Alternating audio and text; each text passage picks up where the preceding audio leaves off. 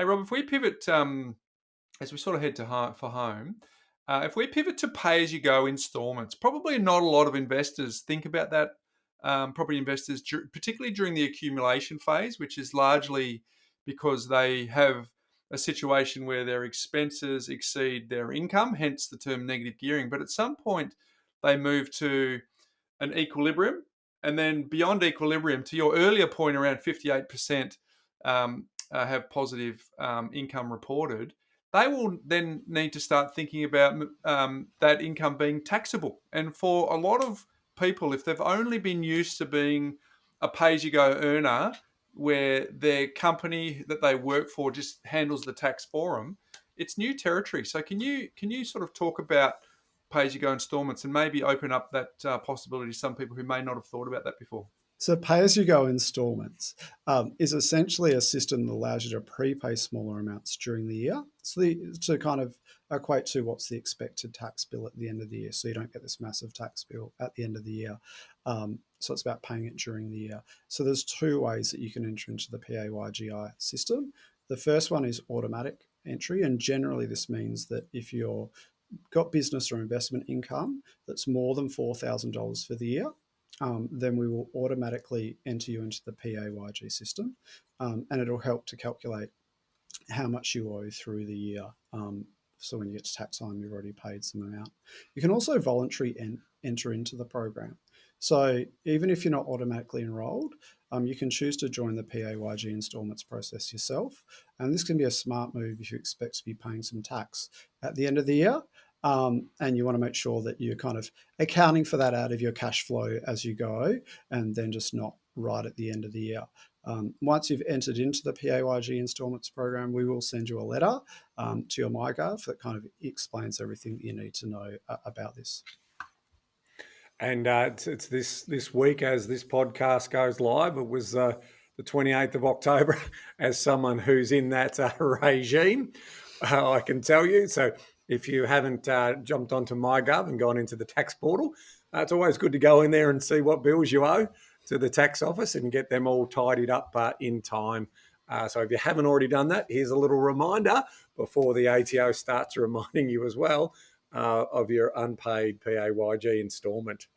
I should ask then, Rob, what are the benefits of obviously a PAYG instalment program? Yeah, so Ben, put simply, it's just about that element about paying a little bit of tax, smaller payments during the year, so you don't get to the end of the year and have a massive bill or a bigger bill.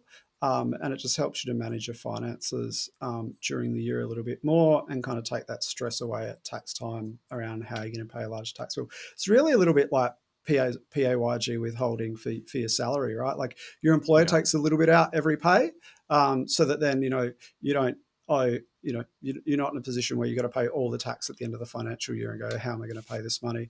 Especially if you're 20-year-old Rob from a few years ago where you've probably spent all the money on big day out tickets and drum kits, then like, what are you going to do, right? So, this is about just making it easier to help people to comply with their tax obligations and not be stressed, have as much stress on them at tax time.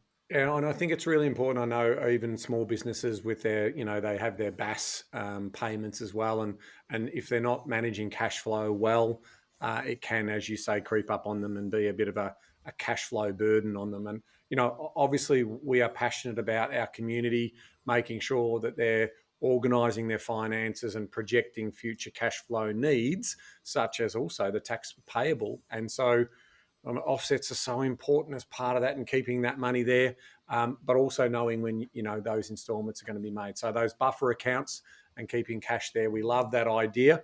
And then paying our fees as they fall due, including our taxes, is also a sensible thing to do. So a great little tip there. Takes us back to Rob's mum's envelopes, Ben, in the early days. She put a little bit in the envelope. So effectively, it's just the modern day version of exactly. envelope system for your tax obligation. Now let's finish up and we've covered a fair bit of ground today. What are the sort of final last tips, Rob, that you might have for us? Some of the messages that we need to take away from the ATO's perspective.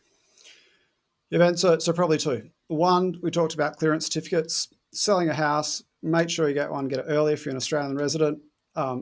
creates a little less stress on the whole sale process, and it can take a little while to get it. So make sure you get it early. Don't leave it to the last minute, and be aware of those are changes that might go through Parliament. Obviously, we can't predict, but we'll see what happens. Keep an eye on those. Also, records. I think I've talked a little bit about records, but I can't stress the importance of making sure you've got good records and you've got your records set up from the start of any investment property. So, this allows you to understand what you can claim during the financial year, but also can set you up for success in checking what you can claim in future years, and make sure that you've got a good process to store all your records, whether that's an electronic version, whether that's a paper version, or a clear photo of the original record. You can also use electronic devices or apps to keep your records. That's up to you as well. But I know a good app. Yeah. The ATO app's pretty good as well, Ben. So there's an ATO app as well.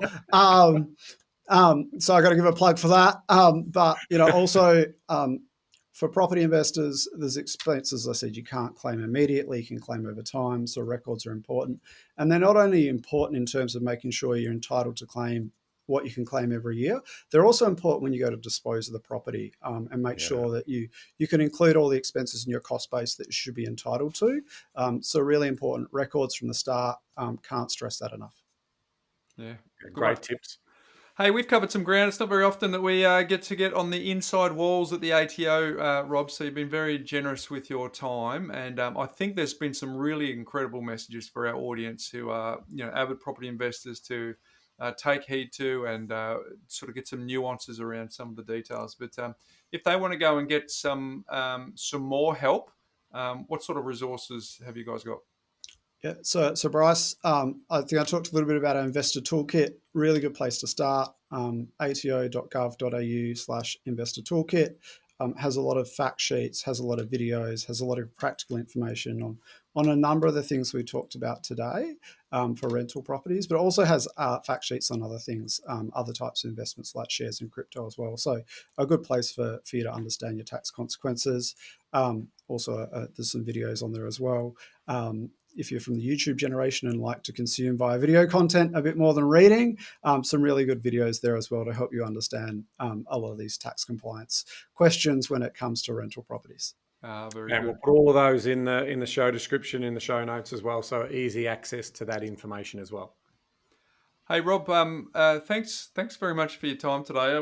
I mean, we've learned a fair bit about your music preferences, the drum kits, the big day out, your farming background, but clearly our audience has had a front row seat of someone who is trying to help as many people as possible. Say, hey, look, we're not the big bad bully here. We just want to give you an opportunity to self-assess in a way that gives you the best chance of reporting what should be. And if you do that correctly, you don't get a tap on the shoulder from us, which is really good. So for our audience, I think it's been really insightful. And just for some, it's been a reminder. For others, it's been really insightful and eye-opening. So, mate, on behalf of everyone here on the Property Couch, thanks for joining us today. Thanks, Bryce. Thanks, Ben. Thanks for having me.